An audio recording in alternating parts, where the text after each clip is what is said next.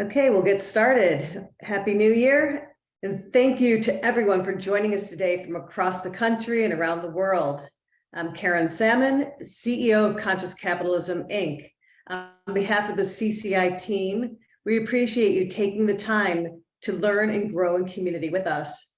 Today, we are excited to welcome one of our board members, founder of Soul of Money Institute, and an overall wonderful person, Lynne Twist. Before we bring Lynne on, here are a few welcome and housekeeping announcements. As many of you know, conscious capitalism is a management philosophy that emphasizes the human nature of business, as well as the movement of business leaders from around the world working to change the practice and perception of capitalism as a means to elevate humanity. Conscious Capitalism Inc. is a nonprofit organization dedicated to catalyzing that movement by creating learning opportunities like today's session and building systems of support for practicing conscious capitalists. CCI works to connect, convene, educate, and inspire leaders like you. CCI's virtual gatherings are designed to support your continued evolution as a conscious leader, provide ideas and tactical takeaways back to your team, as well as a way for the community to see how our philosophy takes shape in the leadership journey of business practices of those in our network. Today's gathering will run for about 45 minutes. Lynne and I will be in conversation for about 25 to 30 minutes, and then we'll transition to the audience questions during the last 10 to 15 minutes of our session. Please use the Q&A box at the bottom of your screen, and we'll try to get to as many of the questions as we can during our time together. If you have any technical questions or issues, please email us at info@consciouscapitalism.org. Now, I'm honored to introduce Lynne Twist. As I mentioned before, Lynne is a board member here at Conscious Capitalism Inc. She's a recognized global visionary committed to ending world hunger, ensuring environmental sustainability and the protection of the rainforest, moving from a worldview of scarcity to sufficiency, empowerment of women, and social justice. From working with Mother Teresa in Calcutta to the refugee camps in Ethiopia and the threatened rainforest of the Amazon, as well as guiding the philanthropy of some of the world's wealthiest families, Lynne's on-the-ground work has brought her a deep understanding of people's relationship with money. Her breadth of knowledge and experience has led to profound insights about the social tapestry of the world and the historical landscape of the times we are living in. Her compelling stories and life experience inspired Lynne to write her best-selling award-winning book, The Soul of Money, Transforming Your Relationship with Money and Life, which has been translated into 9 languages. And Lynne has a new book out called Living a Committed Life, Finding Freedom and Fulfillment in a Purpose Larger Than Yourself, which we are really excited to talk with Lynne about today. Lynne, thank you so much for being here. Let's dive right in. Thank you, Karen Sammon, and thank you, Conscious Capitalism Inc., and thank you, everybody, for showing up. It's my pleasure to be here. Thank you. Yeah, it's so great to see you, and Happy New Year. So for those who don't know you as well as I do, can you share a little bit about your background and what got you interested in the work that you do to help elevate humanity? Oh gosh, well, that's a long story. That's a whole book. So I'll see if I can condense it down to a few sentences. But I've always been fortunate. I think we all are. You kind of sometimes are in the right place at the right time when circumstances come together to forge a container where you can really step into something. And I was lucky enough to know Buckminster Fuller, the great Buckminster Fuller, the great humanitarian and engineer and architect who invented the geodesic dome and did all kinds of amazing things and was called the grandfather of the future when I was a young woman.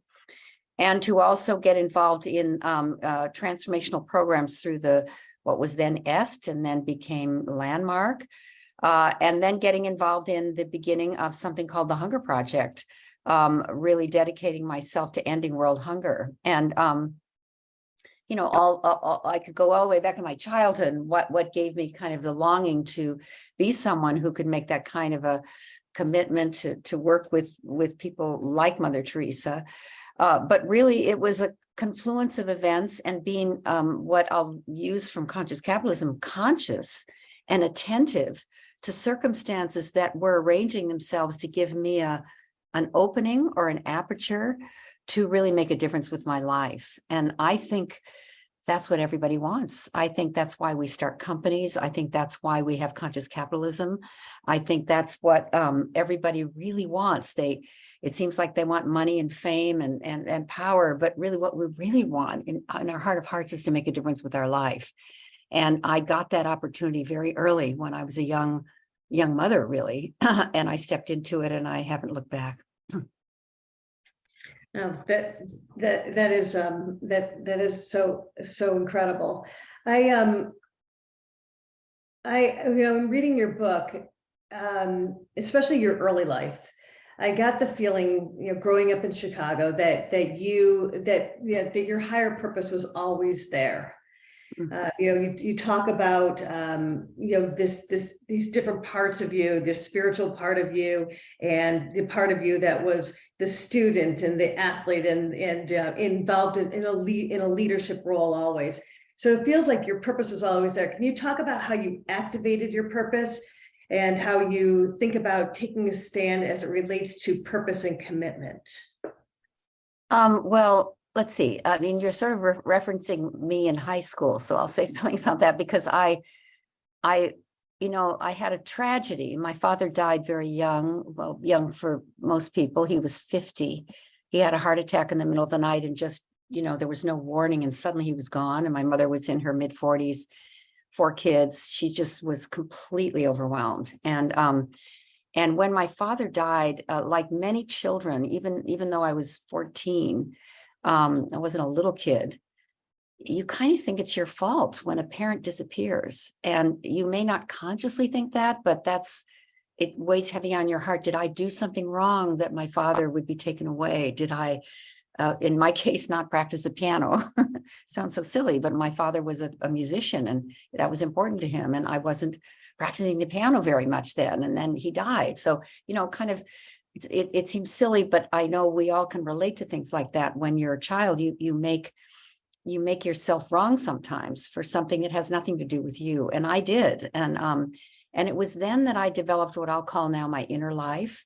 And I was a very popular kid. I was a cheerleader. I was homecoming queen. I was in every play. I was one of those kind of obnoxious kids that was kind of doing everything everywhere.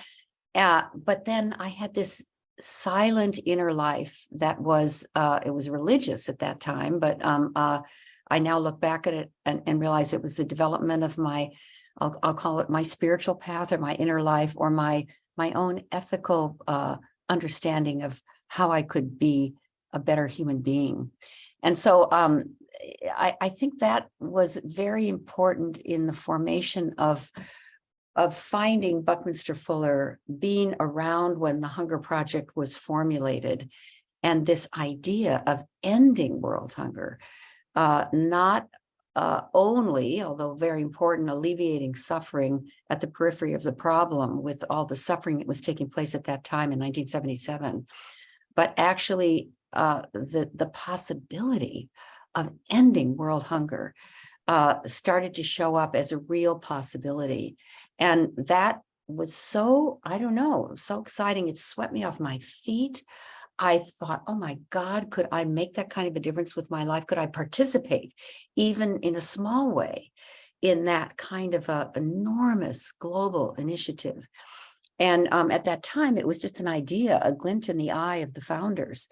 But it became clear that commitment, and that's, I think, what you're trying to get at here, making a commitment larger than my own life starring me, was that moment that when the Hunger Project began. And that's what I write about in this book, because even the subtitle of the book, Living a Committed Life, finding freedom and fulfillment in a purpose larger than yourself, is really something that I discovered almost by accident. But now I would say it's just an incredible, almost like I was going to say formula, and that's not the right word, but an incredible opening for finding real meaning in life. And I think when Conscious Capitalism was founded, and I first went to my first event way back when in the very early days, this idea that we could transform the whole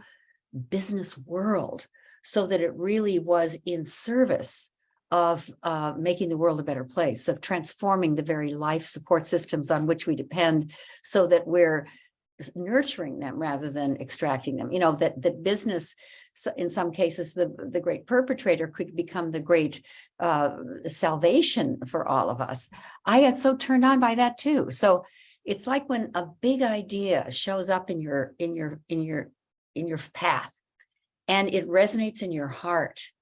And even if it's way bigger than you could possibly imagine making a difference with, the pull, the attraction, the power of that pulls you out of your little life starring you and all your petty, I'll say relatively petty concerns about being famous or rich or well-liked. Those things they never leave you, but they go in the background. And what's in the foreground is the opportunity to use your life in a way that really, really matters. And that's what happened to me when the Hunger Project was founded. I was around. I didn't found the Hunger Project, I'm not a founder, but I was there when this idea came to fruition, came to be. It was really a commitment that came to be. So I started to live inside of a huge commitment. And I had 3 little kids, so it was not at all convenient. I was a substitute teacher. I wasn't qualified in any way to work on a big global issues. I hadn't gone to graduate school in international development. None of that was true, but I was passionate. I was turned on. I was inspired, and that carries you a long, long way. In fact, that's what we all crave. And then the commitment shaped me. The commitment was my PhD, was my training program. It shaped me into the kind of person who could fulfill that kind of a big commitment. So it's incredible. I mean, when I look back on it to write this book, I realized the dynamics of commitment is so much more powerful than we know, because it actually does shape us into who we need to be to fulfill it, particularly if the commitment is larger than this thing called your life. I think that in many, all those of us who are conscious capitalists, we know ourselves to be both in business as a force for good, elevating humanity through business, that we have that draw to do more through business to elevate all of our stakeholders, and that commitment's hard. It's hard to stay on the road, because sometimes the path changes. And in your book, you talk about how you start with the Hunger Project, but that it opens up these opportunities to solve world hunger, eradicate world hunger, but it shows up in different ways, and how you then started to focus on the rainforest and that pull of like what that commitment was, and that you wanted to solve world hunger, but you were being pulled in a different direction. And I think that, and if you put it back into, with this leadership in business, that we are pulled in different directions to serve our stakeholders. And there's a lot of different pulls, and staying committed to elevating humanity when there are other problems that are happening with the business and with your people and with your suppliers and all around with your stakeholders, to be able to navigate how it's going to change throughout your life. And you've got this perspective now of many, many decades to be able to say, yes, that does happen, and it takes courage. Can you talk a little bit about how the commitment to ending world hunger has evolved over the course of time for you? Yes, I love what you're pointing to, because the circumstances have a lot of power, and sometimes, bash you around quite a bit. And the circumstances in today's world are very intense. We have this huge political divide. We have economic meltdowns happening all around us. We have a pandemic that seems to go away and then comes back with a vengeance. And we have a climate crisis that is beyond what anybody even predicted. All the people have predicted since 1972, 1970, 1960. It's way bigger than they predicted. So the circumstances have enormous power over us. But I'll tell you something, and I've really learned this, and I'm probably older than most of the people on this call, and I just want to say from, hindsight is very wise, but I want so much to let you know that if your commitment is big enough and courageous enough, it will prevail through any circumstance, And that's what I'm really talking about, a commitment larger than your own life, that it's not about you and your fame and your fortune, but it's about really making a significant difference in the world. And that is unshakable, or when that's unshakable, the circumstances start to shape themselves to support that. And it's like a miracle. It's magical. And you start seeing the circumstances in a way that you can hold them as supporting your commitment. A lot of it is the courage of your perception to think big enough. So in my case, I'll just say, I made a lifelong commitment to the eradication of hunger and poverty. And I talked about it everywhere I went. And I had hundreds of thousands of people in the network that we built for the Hunger Project who considered me kind of their folk hero, because we had hundreds of thousands of volunteers in all these countries, and staff members too, but volunteers was the strength that the Hunger Project still is. And when I got this call from the Amazon rainforest to work with the indigenous people of the Amazon to preserve the Amazon rainforest, it seemed almost counter to ending world hunger, which was primarily, my focus was sub-Saharan Africa, India, Bangladesh, Sri Lanka, the subcontinent of India, then all the countries of sub-Saharan Africa. So Ethiopia, the Gambia, Guinea-Bissau, Senegal, Ghana, Namibia, places like that. And then this call comes from way over here in South America, a very powerful, very mystical, I couldn't not hear it, call from indigenous people to come to the Amazon and work with them. And that's a whole story in itself. It's in the book. And I needed to really see what's happening to me here. I'm a full-on 1,000% working on ending world hunger. And I've told people I'll be here till the end, or end of my life, or till the end of hunger, whichever comes first. And I told that I must have said that a million times. So when there was this call to do something that was completely different, I was embarrassed, I was scared, I was paralyzed. I was trying to do both things, work in Africa, Asia, and then start working with indigenous people in the Amazon. And I still had my children, and I was like a crazy woman, until I created a larger context for my life. And I really mean it saved my life. And I really saw that my commitment is, as Buckminster Fuller articulated in his life, create a world that works for everyone with no one and nothing left out. Now that is a pretty giant commitment. Everything fits into that. And I really saw that this work to end hunger in Africa and Asia was, and those parts of the world were a place where colonization had denuded and deforested and taken away all of the powerful natural forests that totally covered the Indian subcontinent, Bangladesh, all forest and totally gone. Southern India, all forest, now gone. Most of Africa was forest, all gone. And I started to see I'm going to the front end of the problem in the Amazon, which still has this magnificent forest and river system, the largest on planet Earth, to prevent it from being gone. Because if we lose that, we lose everything. It's the source of our climate system. It's the source of our, it's the heart and soul of the planet. It's the hydrological heart of the world. It's the lungs, along with the ocean, of the planet. And that I'm going to the preventive end of the situation. And so that larger context gave me the opportunity to give myself permission Mm. to step into what's now called the Pachamama Alliance. And I'll just say, Karen, you know this from reading the book and from knowing me, to make that change was very painful.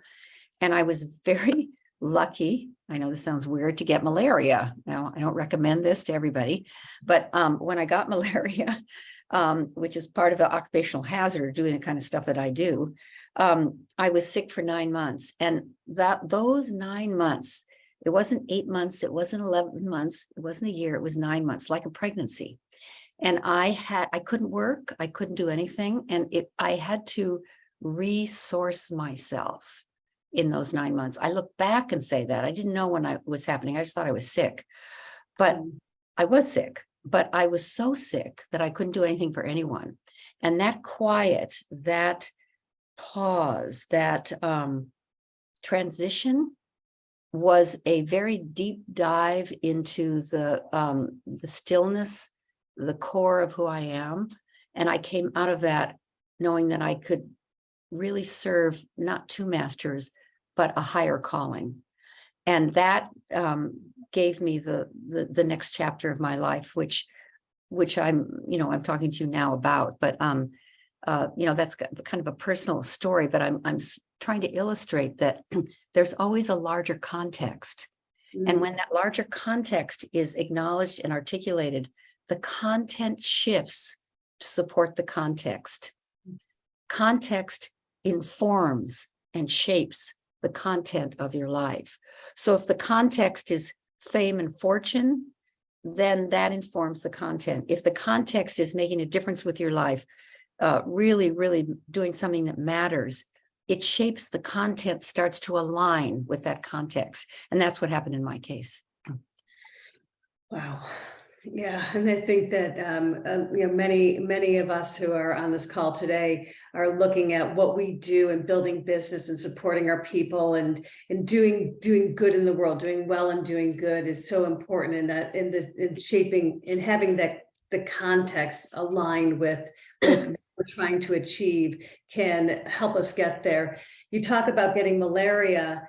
And in the book, you have a quote: "Every adversity, every failure, and every heartache carries with it the seed of an equivalent or greater benefit. But you have to look for the seed and water it."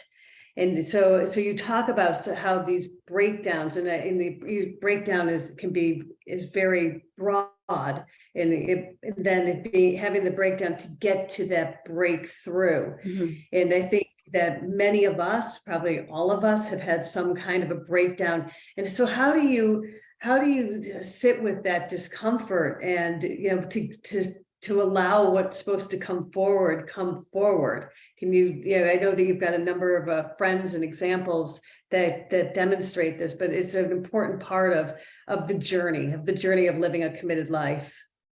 Yeah, I think there's a lot of stories in the book that illustrate this, but I think the people that are on this session can really look at your own life. If you look back at your own life, the growth spurts that you've had have almost always come from a breakdown. I had a manager once, this wonderful guy named Rich Aikman. He said, "Remember, Lynn, steel is not tempered in the sunshine. Steel is tempered in the heat of the furnace. And it is in the heat of the furnace that you find your strength. You deepen your character. It is in the heat of the furnace, or in the heartbreak of a breakdown, that in that pain that you find your resolve, your resilience, what you're really made of." And I would say that's what's being tested right now in business, because this is not an economic, candy store we're in right now. We have huge challenges, and the challenges are not going to get easier. They're going to get harder.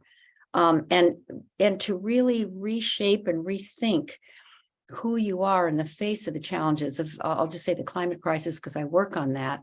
And I'm here in Northern California, where we have torrential rains, atmospheric rivers, floods, restaurants being destroyed on the coast because of huge waves in Santa Cruz and Capitola. And this is before the fire season, which is going to make everything even worse. plus we have, our economic challenges from the Ukraine war and all of this. It's not going to get easier. It's going to get deeper. And I wouldn't say harder, I'd say deeper. We need to think deeper about what is our mission really? What is our company up to that really can serve the highest possible good in the times we're living in? And so as you said, and I'll just say it again, every breakdown, I believe, and even if you don't believe this is a good way to go, it's useful. Every breakdown has the seeds in it for a more powerful breakthroughs in the breakdown itself, including the climate crisis. The climate crisis is probably the biggest breakdown any generation of humans have ever faced. It's different than war. There's no locus for the climate crisis. It's everywhere all the time, growing and getting worse and worse and worse. There's no one can escape it. No amount of money. Buying an island is not even viable any longer because islands are disappearing. I mean, you can't get away from it. And that is a gift. That is a gift. I don't know. I just want to say this. I have this beautiful friend who went on this trip to the Amazon. I've just come back from the Amazon rainforest. And she's a wonderful, she was a classmate of mine at Stanford, and I hadn't seen her in years. And she came on a trip to the Amazon with me. And let's say her name is Clara. That's not her real name. She's from Montecito, one of the wealthiest communities in the United States, clearly, but probably on Earth. And she can't go home because Montecito in Santa Barbara has that mandatory evacuation. So this woman who has massive financial resources, is an attorney, married to a doctor, was an actress, has every possible, privilege, can't go home. She's a refugee. And she said to me, I am so privileged that I get to be a refugee. I've been so far from that set of circumstances my whole life. And to now be a refugee where I need to go sleep on a cot in a gym somewhere. I can't even go home from the Amazon rainforest where I've been traveling with Lynne Twist, is a privilege that I know is mine now to understand, to have an experience of what it's like to be a refugee, to have no home to go home to have to be fed in a kind of soup kitchen setup. This is really going to be an important part of my life. And I love that she was that way about it. So what I'm trying to say is that this time we're living in is rife with breakdowns. I call it feedback. These breakdowns, I call it feedback. If we can see it as feedback rather than something wrong, then we will make the appropriate resourcing, recalibration, reseeing, redesigning that is consistent with the world that we all know we want. Rather than see it as failures or illnesses. I even think the pandemic is feedback. And if you see it as feedback, then you're empowered by it rather than humbled, rather than crushed by it. You're humbled, yes, but then empowered. And we will recalibrate business from all of this in a way that's consistent with the manifesto, the principles of conscious capitalism. It's an appropriate and powerful disruption, not from anywhere other than life itself, which I feel is beautiful, important, powerful, and deserves our conscious attention and our conscious intention as we go forward. Yeah, I love the way you have the ability to reframe,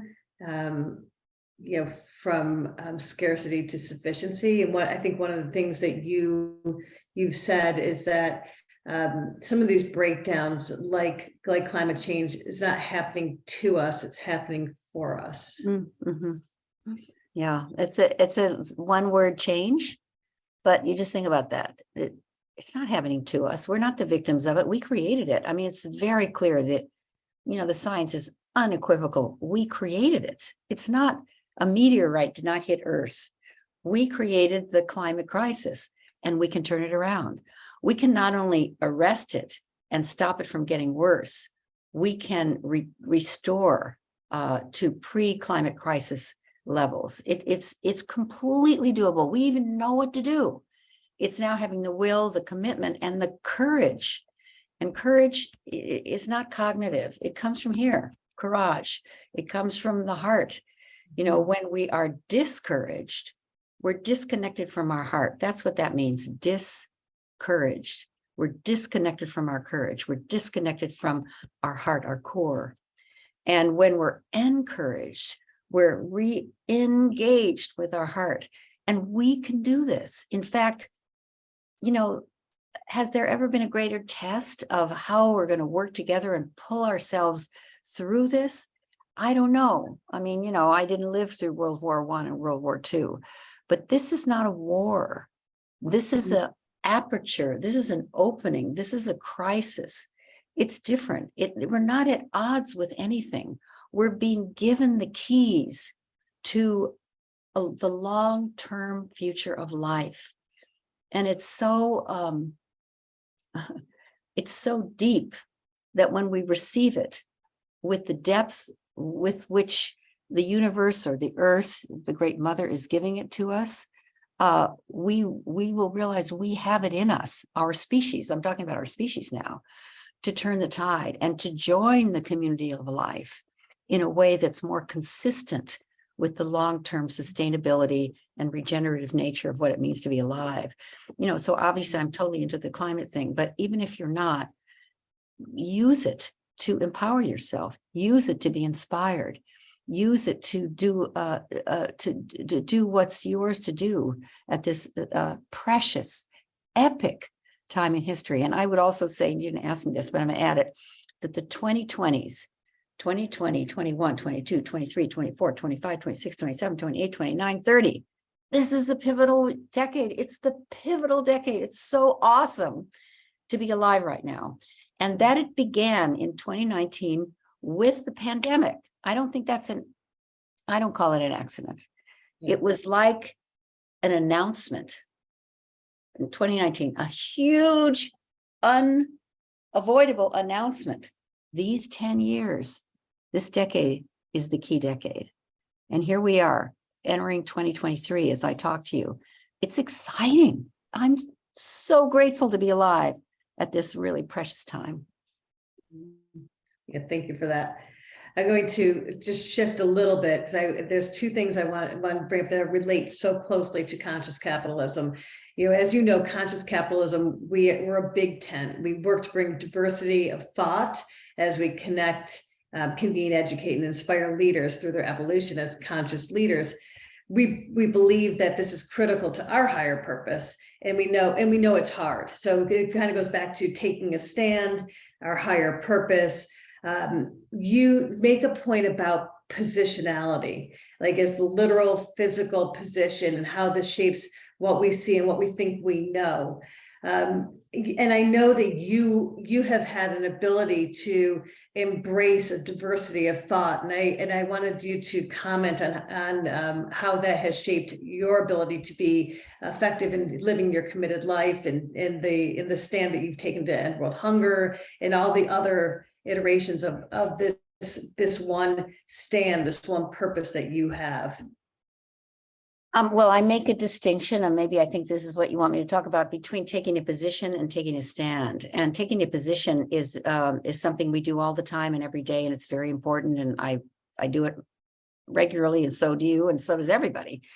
And taking a position is like you're for or against something. You know, this is a kind of the nature of positionality. And it's my understanding or my assertion that positionality creates its oppositionality. So if I say right, it creates left. If I say here, it creates there. If I say up, it creates down. And positionality, another way of defining it, it's a point of view. So in other words, it's a place from which you see the world. So, you know, if I'm in a football stadium and I'm sitting at the end zone, I see the game through the goalposts, and that's my point of view. If I'm on the 50-yard line, I see the game with the goalpost over here and the goalpost over there. I see a completely different point of view. we start thinking, unfortunately, that our point of view or our position is right. It is for us, but that it's true for everybody else. We start to get caught in that. We start to think, well, no. Here's how I see it. This is how it really is. Well, how it really is for you, yes. But how it really is for me is over here. I'm looking from a different point of view, a different position. So this is a sort of a shallow description of something that I'm trying to say here, but points of view and positionality are really our opinions, our points of view. We can get stuck in them, so stuck in them that we think they're the truth for everybody else. They may be the truth for us, but they're not the truth for everybody else. They just aren't. And so we get into snarls, like the United States Congress is a wonderful, beautiful, very vivid example. Progressives and conservatives, Republicans and Democrats. It's kind of like crazy to watch all that, except we're all doing it. But there's something else that we could be doing. And when you think about Mahatma Gandhi, Martin Luther King, people we really admire, Jane Goodall, Maya Angelou, people who've really moved the dial, they moved it from taking a stand rather than a position. And when you take a stand, you relinquish your position, your point of view on the game board. And it's almost like you're elevated up to a place where you take a stand and you end up being able to see all points of view, and they all matter. They all are valid. They all inform you. And when you let go of your position long enough and take a stand for something, it's almost like going up 30,000 feet and seeing all positions. And you end up letting go of a point of view and you get vision. You're gifted with vision. So I recommend, and I hopefully demonstrate, taking a stand with your life. What a stand is something you're for, not against. A stand is something that you can't even check off or accomplish in your lifetime. A stand is something that is that moves you to your core and that you can never take credit for. It's like a stand for justice, a stand for beauty. Karen, I think you're a stand for business to become totally conscious. It may or may not happen in your lifetime, but you will be one of the people who lived for that to happen. And it's not like you don't have positions, you don't have a for and against, but where you live from is your stand, and you're so this that I'm talking about. And then you have, I think we should do this and we shouldn't do that. That's totally valid, but you don't live there. You live in your stand. I'll call it your stand. So I'm really grateful to talk about this with anybody, because I think it's a really important time to find, what do we stand for? Are we standing for the long-term future of life? If we are, then we'll behave consistent with that. Are we standing for a world where everyone everywhere has a chance for a healthy and productive life? That's a stand. It's not something you can check off. But if you live from there, then the decisions you make, the choices you make will be consistent with it. So yes, I think it's really important to take a stand, and that's very much what my book is about. Yeah, thank you. I found that the whole chapter 4, chapter 5 part of your book was really empowering and provided clarity around for conscious capitalism. I could read the words for conscious capitalism and how we are a big tent, and what it really means to take a stand to elevate humanity through business, and why that takes courage. To stay the course, so we can get to 1 million conscious capitalist leaders in the next decade or 15 years or whenever that's going to happen, inside or outside my lifetime. Kind of like you, I'm going to do this until it happens, or I'm not here any longer. So I feel the same pull. One more thing, and before we run out of time, we're talking about we at Conscious Capitalism say that we're working with leaders to change the perception and practice of capitalism. And I was really really moved by your perspective. This is kind of like the use of language that was so important about your perspective on change, your theory of change versus transformation. And I'd love to have you talk a little bit about how you see that. Well, of course, all of this is language, and language has enormous power. The words we choose really do shape our world. And I think the word change, or the idea of change, is once again very important. We all want change here and there in our lives and in the world and in our communities. Change has a dynamic in it where there's permission to insult, and insult or make wrong. So if I want to change my diet, then I make the diet that I have now wrong. Or if I want to change my my direction, I insult the direction in which I'm headed. I've been going off, I'm going in the wrong direction. So change has a dynamic in it where we insult the present or insult the past to give us the impetus to do something different. So something's got to be better, more better and different. And transformation is really not like that. And it's amazing. Change is important, and I'm all about change. So I'm not saying anything's wrong with it. It's just to know that it has right, wrong, and like I'll call it insult in it. Transformation doesn't do that. When you have a transformation, everything is transformed. The past isn't wrong. Suddenly it makes total sense. It becomes complete. It becomes the way, the pathway that you needed to be where you're going to go.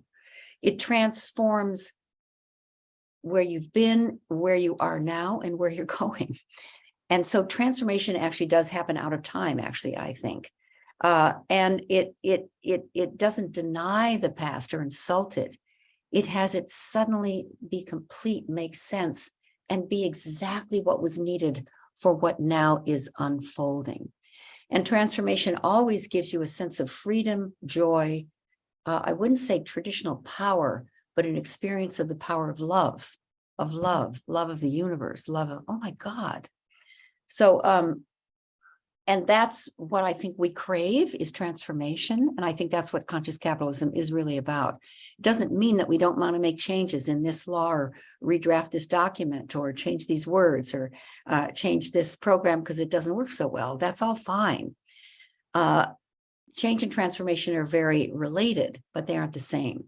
And once a transformation takes place, changes are natural. Changes are not forced.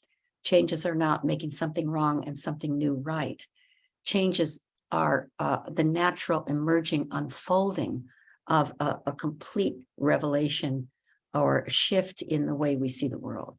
So I think that's a really powerful way to look at what conscious capitalism in many ways is all about. It's not saying business is wrong or right or bad or good. It's transforming business from being where it is now, a little bit, in a realm of being seen a certain way and held a certain way, to what it really is designed to do, which is be of deep and profound service to the long-term future of our communities, ourselves, those we care about, in life itself. Yeah, I think it's an important shift, because there's a lot of aspects of capitalism that are not wonderful, from like racist originations to in the undertones throughout, overtones or overtones, and throughout the history of capitalism, to crony capitalism and the things that get amplified. But there are so many leaders who are committed to doing well and doing good. There's so many leaders who don't even know that they're conscious capitalists, but that are committed to their employees and their employees' family, and they take that commitment and the responsibility of being a leader very seriously, and thinking about how the interdependency between customers and suppliers and supply chains and employees, and focusing on how if you support them all, they will do so much good for the company, and there's the win-win-win orientation. So as we think about changing the perception and practice of capitalism, is it really a transformation? So we're accepting where we've come from and accepting what's happening now to what can be in the future. And so I thought that was a really beautiful shift in how we think about where we're going with conscious capitalism to get to that million conscious capitalist leaders. Yeah. So, wow.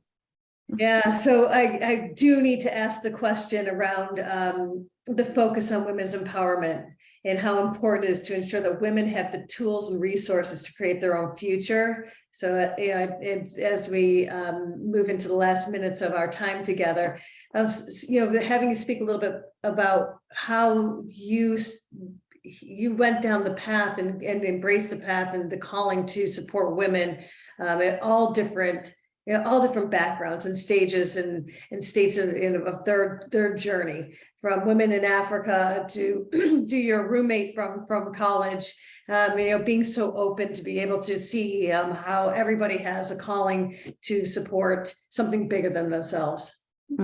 Yeah. Well, I have a way I talk about this century. I think I like to think in long swaths of time. That's what Buckminster Fuller taught many of us, and certainly me, that this is, I want to just acknowledge that this is the first century of the third millennium. And if you think about it that way, we're only 22, 23 years into the third millennium, the new millennium. And it's so awesome to be able to say that. I love talking about it that way. And I say the first century of the third millennium is the Sophia century. The Sophia century meaning the century when women will take our rightful role in co-equal partnership with men, and the world will come into balance.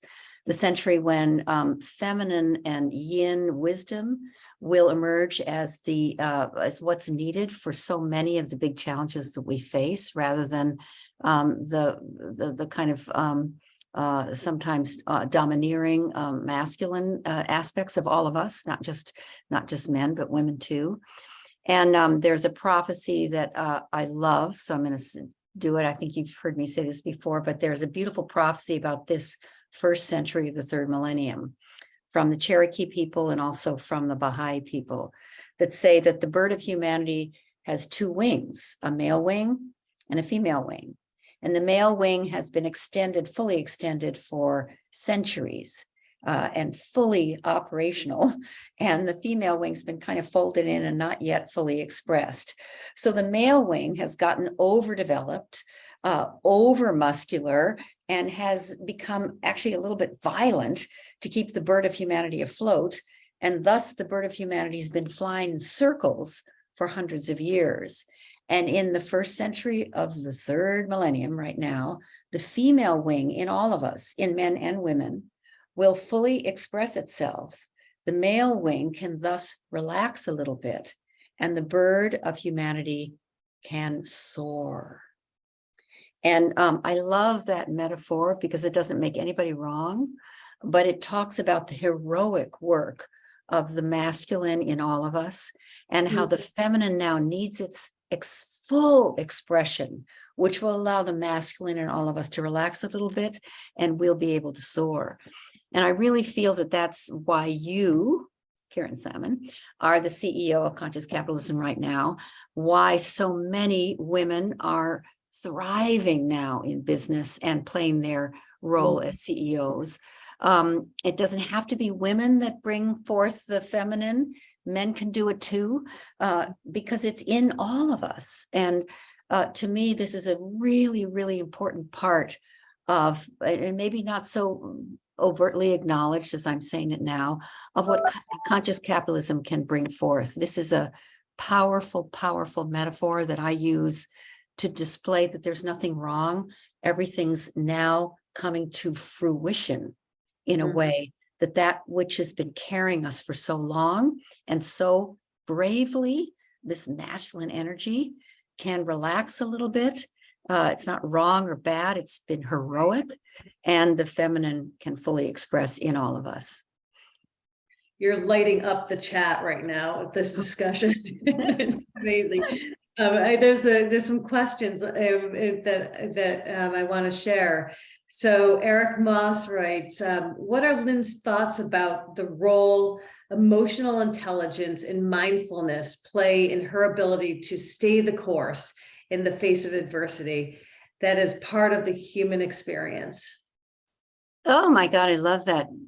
You answered your own question. A huge role. I think emotional intelligence. I know Dan Goleman, who really created that whole field, and it's amazing that we never even had that field before. Emotional intelligence is so.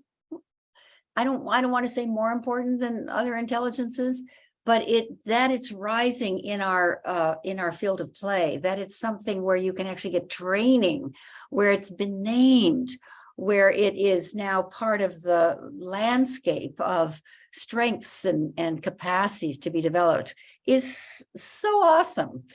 Because if we don't feel it, we can't embody it. And if we don't embody it, it's all about, our head, our thoughts, our cognitive brain.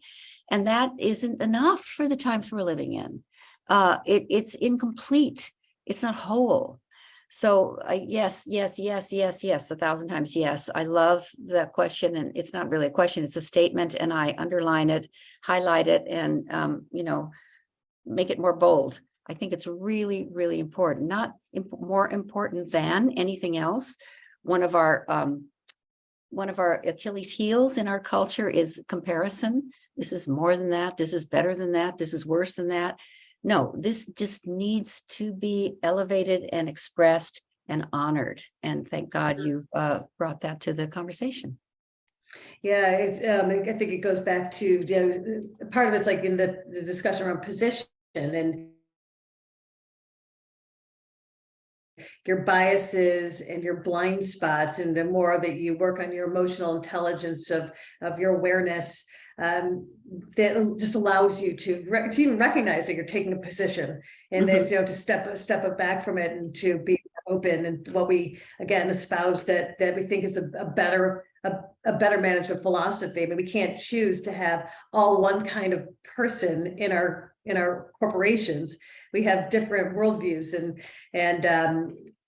different worldviews and ideas and behaviors and thoughts, and we need to be open to all of it to be able to operate the best business that we can be.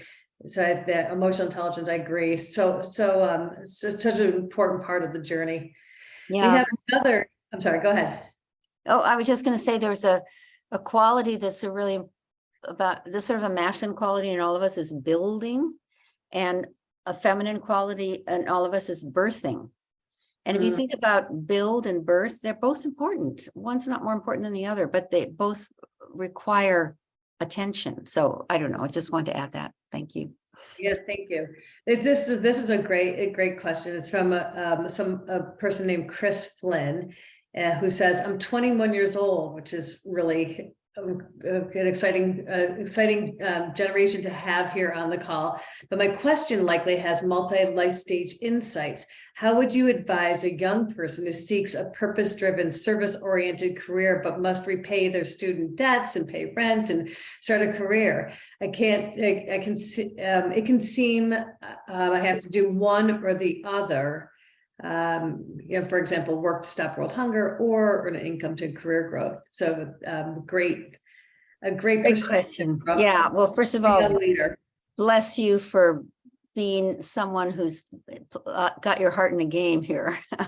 I say no matter what job you have, if you have to be, I don't know if you're a female or male, a waitress or a waiter, or if you need to be a bus driver for 6 years, or get 3 jobs at night. If the context, I'm going to go back to context of what you're doing is, I am building the skills, the muscles, the financial strength, the power, the humility I need to make the difference that's mine to make. You'll do those jobs with some passion and brilliance and beauty. And even if it's sort of a temporary or interim part of your life, if you do it with courage and passion and strength, with vision, you will be the best waitress anybody ever had wait on them. You'll be the bus driver who's everybody wants to be on your bus. You'll be, because if you're not just doing it to make money, but you're doing it because this is the context of your life, you're going to be someone who really serves humanity, and you're not waiting until you get your college loans paid off to do that. You're always doing that wherever you go, whatever's in front of you. Then you will build the musculature, the bone structure, the strength to have that kind of a way of being in whatever you end up doing that you're kind of shooting for. So I really, really appreciate that question. And I talk about this in the book a little bit, and I hope it's helpful to you. There's no menial tasks in life, really. They all contribute. If the context is contribution and making a difference, even the smallest thing can be done in that kind of context. So I just recommend the context, which will inform the content, which will continue to strengthen, not only pay off your college loans, but strengthen your capacity to be the kind of human being that you're committed to being. And I can hear it in your question. So thank you so much. And good luck to you.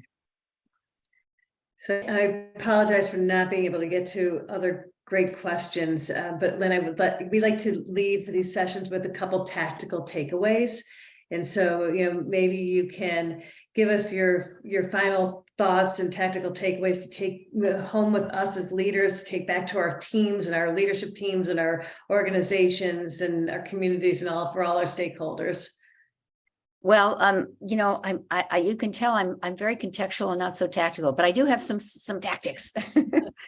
I'll just say these are simple things that I think really make a difference. I think at the beginning of any gathering of people that you care about, you always do some sort of a check-in. That may already be true with you, but you actually formalize that. Let's all of us check in for a minute or so. And someone, and maybe this rotates with a group that meets regularly, comes up with a question. The question could be, what's giving you joy today? Or what's something in the last week you're proud of? Or what's going on for you that you'd like us to know? Or if you really knew me, you would know that a simple question that people answer in 30 seconds so that they become present in a meeting. And that you care as a leader about who they are and what's going on in their life. 30 seconds a person, it doesn't take that much time out of the meeting, and it changes the very nature of the meeting you're in. So number one, a personal check-in at the beginning of every meeting or every gathering that's significant. Secondly, that every meeting that you have, that you're clear before you begin, and then at the outset of the meeting after the check-in, you state it. The purpose of this meeting is, and the intended results are. The purpose is the direction of the meeting, like the long-term view of why we're meeting. This is part of our long-term, session of meetings to design our strategic plan for 2024, let's say. And the intended results at this meeting are to, and you put them in past tense, to have had an alignment among all of us regarding the da-da-da-da, to have had da-da-da-da. You put it in past tense, 2 or 3 are intended results. You tell people that at the beginning so that they can kind of lock into why we're sitting here. And then the third thing, this is all about a meeting, is at the end of every meeting, rather than only saying, okay, what are our to-dos and what are our takeaways? At the end of every meeting, you take another 3 minutes. It depends on how many people, of course. And you say, what I appreciate. What I appreciated about today's meeting was, and everybody says something. What I appreciated about today's session with you, Karen, is how thoughtful your questions were. What I appreciated about this interview today was some of the beautiful things I saw in the chat. What I appreciated about this is the technology that makes it possible for us to connect across the oceans, across the states, across the seas, across the skies, so that everybody has a chance to say what they appreciate. So you end in a mood and a space of appreciation. So first, check in. Second, always express your purpose and intended results and be clear about that if you're the leader. And then at the end, give each person a chance to say something that they appreciated about the meeting. I like the table that we're sitting in. It's round. I like that better than square. It can be anything, but an appreciation. Lynn, thank you so much. And thank you all for joining us today. I think I'll say on behalf of all of us, we thoroughly enjoyed the conversation with you. For everybody on the call, we're going to hear more from Lynn at Conscious Capitalism through different venues, so stay tuned. Thank you to our attendees. We appreciate you taking time out of your day to spend time with us today. For those that joined us, you can take 30 seconds to fill out the survey in the chat box to help us plan for future programmings. Thank you so much. Have a great day. Thank you, Karen. Thank you, everyone. Have an awesome day, an awesome week, an awesome month, and an awesome year. Thank you.